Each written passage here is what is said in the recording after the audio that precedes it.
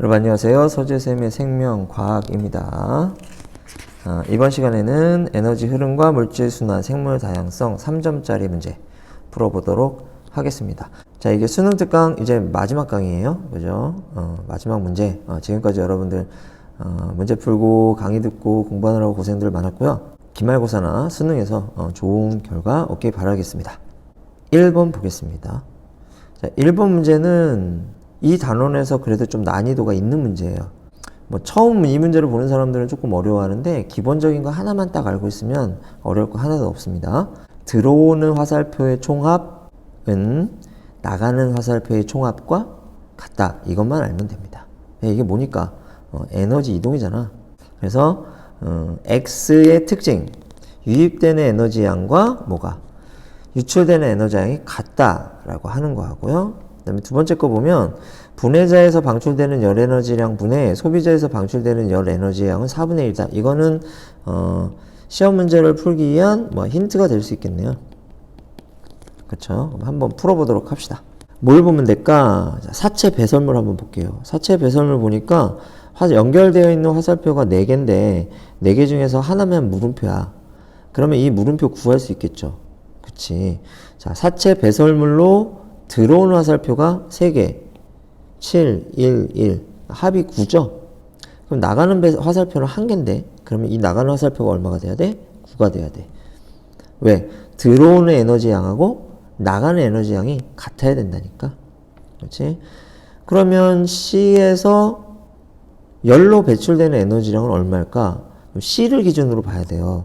C를 기준으로 보면 C는 들어오는 게 하나, 나가는 게 2개입니다. 그렇죠? 들어오는 게 얼마야? 9. 그러니까 요 열 에너지로 8, 그다음에 여기 1. 이렇게 해서 맞춰야 되겠죠. 요것만 이해하면 됩니다. 되겠죠? 그다음 힌트를 보세요. 분해자에서 방출되는 열 에너지 양분의 소비자에서 방출되는 열 에너지의 양이 4분의 1이야. 그러면 A에서 빠져나가는 거죠? 그렇지? 여기 얼마? 4분의 1이니까 이게 얼마가 돼야 됩니까? 2가 돼야 된다. 그럼 기억이 얼마가 돼야 될까? A에서 나가는 게 3. 그러니까 들어오는 것도 얼마여야 돼? 3. 이렇게 돼야 되겠죠. 그러면 B로 들어오는 니은 얼마일까?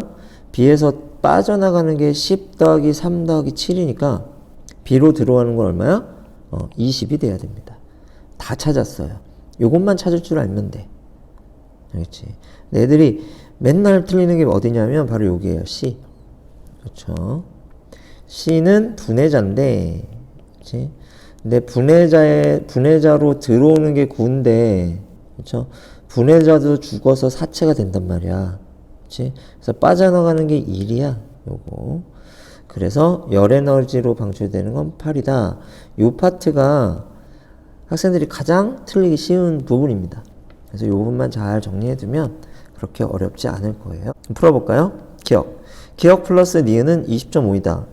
아니죠? 얼마입니까? 23. 틀렸고요. B는 A의 유기물 섭취를 통해 에너지를 얻는다. 라고 했습니다. 근데 B가 생산자죠? A가 소비자란 말이지? 그러면 B는 뭘 통해? 광합성을 통해 에너지를 얻죠. 그래서 틀렸고요.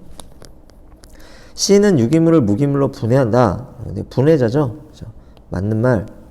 그리고 하나 더, 분해자뿐만이 아니라 생산자도 소비자도 유기물을 무기물로 분해한다.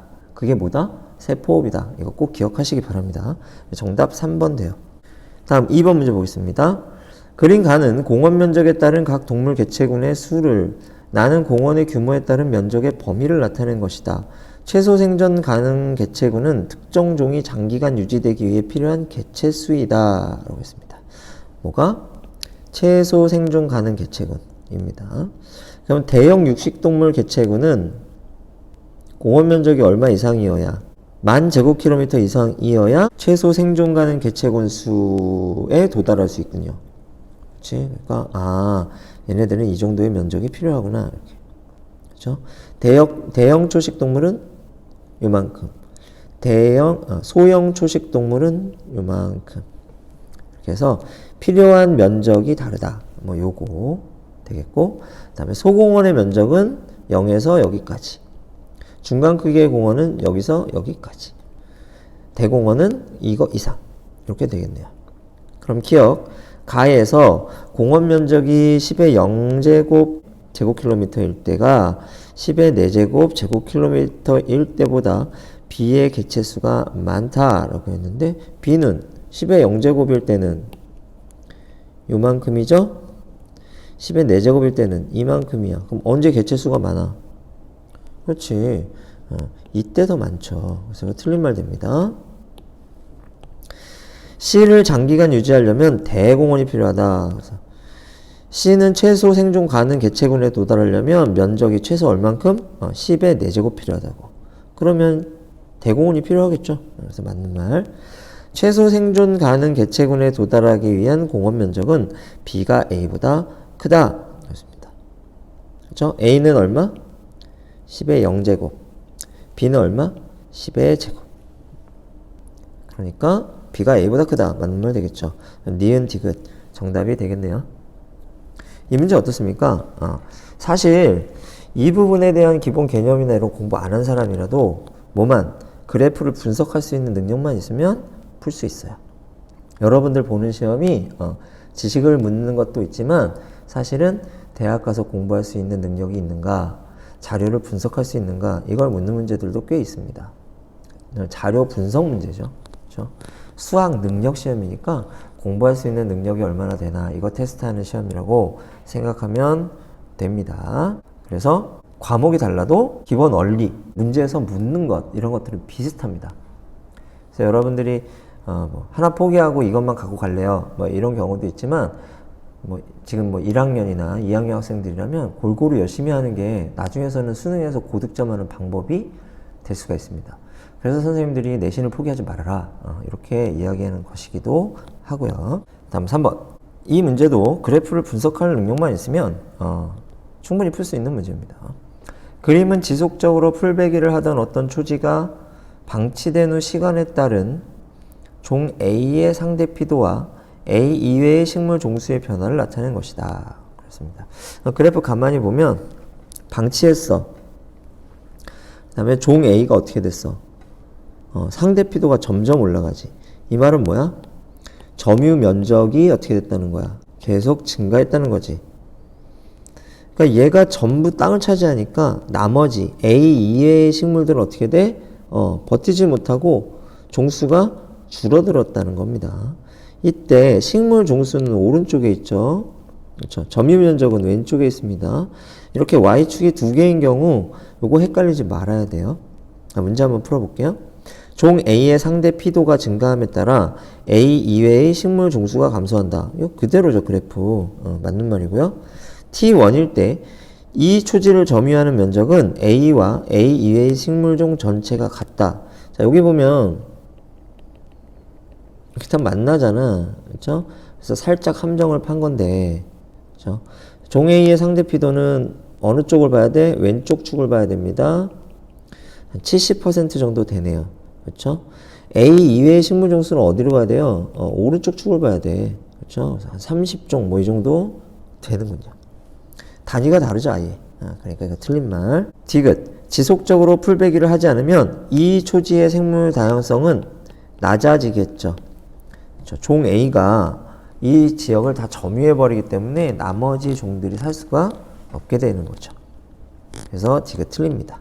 정답 1번 기억이 됩니다. 다음 4번 보겠습니다. 다음은 초원 서식지를 이용한 실험이다. 그림과 같은 초원 서식지를 준비한다. 초원 서식지는 종 A의 서식지인데 하나의 초원 서식지는 정사각형의 서식지 조각 3개가 1형과 2형으로 구성된다. 1형, 인접한 서식지 조각 사이가 단편화되어 있다. 끊겨 있다는 얘기네요. 2형, 인접한 서식지 조각 사이가 통로로 연결되어 있다. 초원 서식지 각각은 서식지 조각 사이의 거리가 L1 또는 L2 중 하나로만 구성되어 있다. 이 L1은 L2이다. 그러면 L2가 L1의 2배라는 얘기네요. 그렇지? 여기 그래프에다 한번 써볼게요. 그렇지? L2가 뭐라고? 2L1이라고. 그렇죠? L2는 L1의 2배. 그렇다면 이 L1에서 L2로 변했다는 건 뭐를 의미할까? 멀어졌다는 거야? 가까워졌다는 거야? 그렇죠? 멀어졌다는 거지? 그럼 이 그래프 한번 분석해 보세요. 멀어지면 이동 비율이 어떻게 돼? 감소하네요. 그렇겠죠? 그 다음에 1형과 2형을 비교해 보세요. 가깝건 멀건 간에 어떤 게 더 이동 비율이 높아? 그쵸? 2형이 1형보다 이동 비율이 높죠. 그렇지? 그러면 통로로 연결되어 있는 것이 단편화되어 있는 것보다는 이동 비율이 높구나. 이렇게. 이 두 가지 사실을 알려줄 수 있는 그런 그래프라고 볼 수가 있겠습니다. 그럼 기억. 1형에서가 2형에서보다 A의 서식지 조각 사이에서의 이동 비율이 높다라고 했는데 1형에서가 높았어요? 아니죠. 2형이 높았죠?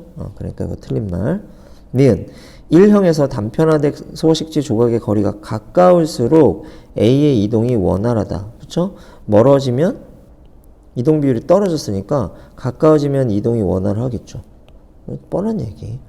이 실험을 통해 서식지 조각 사이의 통로 유무가 A의 이동 비율에 영향을 미친다는 것을 알 수 있다. 그렇죠? 통로가 있는 경우 이동 비율이 증가했죠. 그러니까 맞는 말. 그래서 니은 디귿 정답이 되겠습니다. 어때요? 그냥 문제 읽고 해석하는 겁니다. 그래프 해석하는 거. 이건 뭐 국어 시험에도 이런 문제 나올 수 있어요. 비문학. 단순 암기보다는 여러분들이 해석, 분석 이런 능력을 키우는 것도 수능에서 고득점하는 방법일 수 있다라는 거 알아두면 좋겠습니다. 다음 5번 보겠습니다. 자료는 바나나에 대한 설명이고 표는 A, B, C의 예를 나타낸 것이다. A, B, C는 각각 유전적 다양성, 종다양성, 생태계 다양성 중 하나이다. 그럼 A. 어떤 지역에 초원, 삼림, 습지 생태계가 존재한다. 이거는 생태계 다양성이 크다는 얘기네. 같은 종의 달팽이에서 껍데기의 무늬와 색깔이 다양하게 나타난다. 같은 종이라도 유전적으로 변이체가 있다. 이거 유전적 다양성이죠. 해저의 진흙에는 기존에 알려진 것보다 더 다양한 미생물이 살고 있는 것으로 밝혀졌다. 이건 종다양성 되겠죠. 그림과 같이 씨가 있어 씨를 통해 번식하는 야생 바나나와 달리 우리가 일반적으로 먹는 씨 없는 바나나는 줄기의 일부를 잘라 옮겨 심어서 번식시킨다. 그렇게 되면 유전적 다양성이 떨어지겠죠. 그렇지.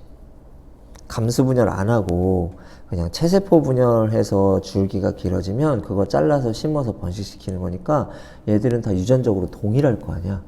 그렇죠? 그럼 전염병이 유행되면 어떻게 된다? 그러면 얘네들이 유전적 다양성이었기 때문에 한꺼번에 다 죽어버릴 수가 있어요. 멸종돼 버릴 수 있다는 거죠.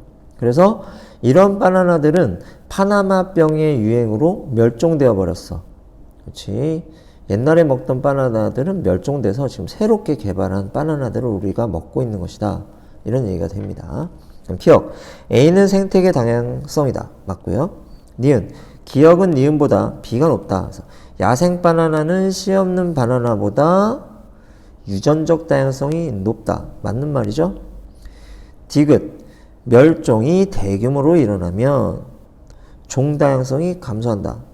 맞죠? 그래서 다 맞습니다. 그래서 정답 5번이 됩니다. 다음 6번 보겠습니다. 그림은 면적이 같은 서로 다른 지역 가와 나에서 나무 수확 간격에 따른 삼림 생물량을 나타내는 것이다. 삼림 생물량 증가 속도는 가와 나가 서로 다르고 수확 간격 A는 수확 간격 B보다 작다. A가 B보다 작군요. 그래프를 봐도 알 수가 있겠네요. 기억. 삼림 생물량 증가 속도는 가 지역이 나 지역보다 빠르다. 어때요? 같은 양을 수확하는데 가 지역은 A라는 시간이 걸리고 나 지역은 B라는 시간이 걸립니다. 나 지역의 시간이 더 오래 걸리잖아. 그렇지. 그러니까 가 지역이 빠른 거 맞네요. 니은 나에서 지속적으로 기억만큼의 삼림 생물량을 수확하기 위해서는 수확 간격은 A가 B보다 적절하다 라고 했습니다. 틀렸죠? 뭐가 적절합니까? B가 적절하죠. 그렇지? 그래서 틀린 말. 디귿. 지속 가능한 발전을 위해 지역 특성에 상관없이 항상 일정한 수확 간격을 유지하는 것이 좋다. 그럴 리가요. 그렇죠? 지역 특성에 따라서 수확 간격을 정해야겠죠. 그리고 또 틀린 말. 정답 1번 됩니다. 다음 7번 보겠습니다. 그린 가는 서식지 면적에 따른 내부와 가장자리 면적을 나는 서식지 면적에 따른 종 ABC의 출현 비율을 나타낸 것이다.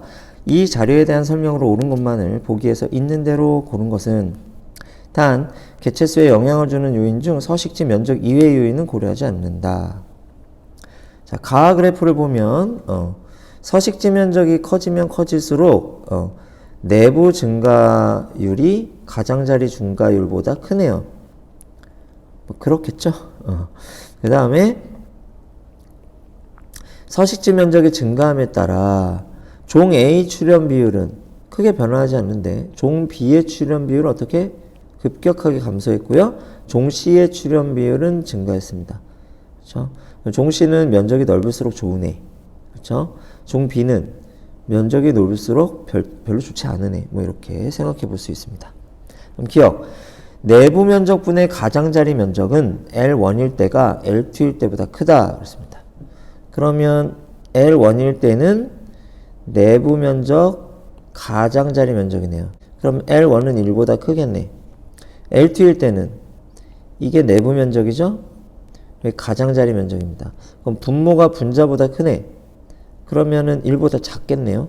그러면 L1은 1보다 크고 L2는 1보다 작으니까 맞는 말. 니은 ABC 중에서 A는 서식지 면적 변화에 가장 많은 영향을 받는다. 아니죠. 서식지 면적이 변해도 출현 비율은 계속 비슷하니까 가장 적은 영향을 받겠네요. 이거 틀렸고요. 디귿. B는 가장자리 면적이 증가할수록 출현 비율이 증가한다. 라고 했어요. 종 B. 종 B는 어때요? 서식지 면적이 증가하면 가장자리 면적도 증가하죠. 그렇죠? 근데 종 B의 출현 비율은 뭐였어? 감소했잖아. 이것도 틀렸네요.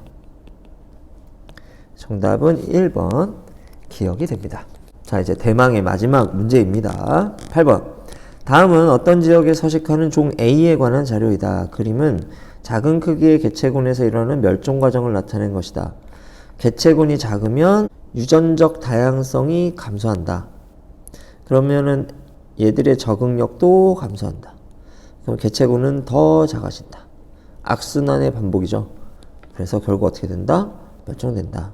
이런 얘기가 되겠네요. 그래서 개체군은 일정 크기 이상이어야 그 개체군이 유지될 수 있는 겁니다. T1 이후 A가 서식하는 초원의 초지가 약 99% 파괴됐대요. 서식지가 감소한 거죠.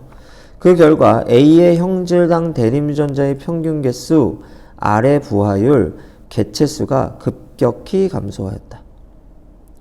그랬겠네요. A 개체군을 복원하기 위해 다른 지역에 살고 있던 A 개체군 일부를 이 지역으로 이주시켜 유전적 다양성을 증가시켰더니, 그렇죠? 여기네요. 그랬더니 개체군의 크기가 다시 어떻게 늘어나기 시작했군요. 이 그래프도 똑같이 오른쪽이 개체수고 왼쪽이 아래 부하율입니다. 기억. 기억은 서식지 감소에 해당한다. 초원의 초지 99% 파괴, 서식지 감소 맞고요. 구간 1에서 A는 아래 부하율 감소 결과 개체수가 감소하였다라고 했는데 이를 보면 아래 부하율은 어떻게 돼? 증가하고 개체수가 감소하고 있죠? 그렇지? 그러니까 아래 부하율 감소 결과 개체수가 감소했다고 볼 수 없겠네요. 그렇지? 그래서 틀린 말. 유전적 다양성이 낮아지면 A의 멸종 가능성이 높아진다. 맞죠? 그래서 기억 디귿. 정답은 3번. 자, 이렇게 해서 생명과학 원 수능 특강 문제풀이 강의를 모두 마쳤습니다. 강의를 들어준 여러분들 고맙고요. 다들 선생님의 강의를 들은 여러분들 모두 아주 좋은 결과가 있기를 바라겠습니다. 2020년도 마무리 잘 하시고요. 2021년도에는 코로나 없는 세상에서 살아보자고요. 다들 힘냅시다. 화이팅!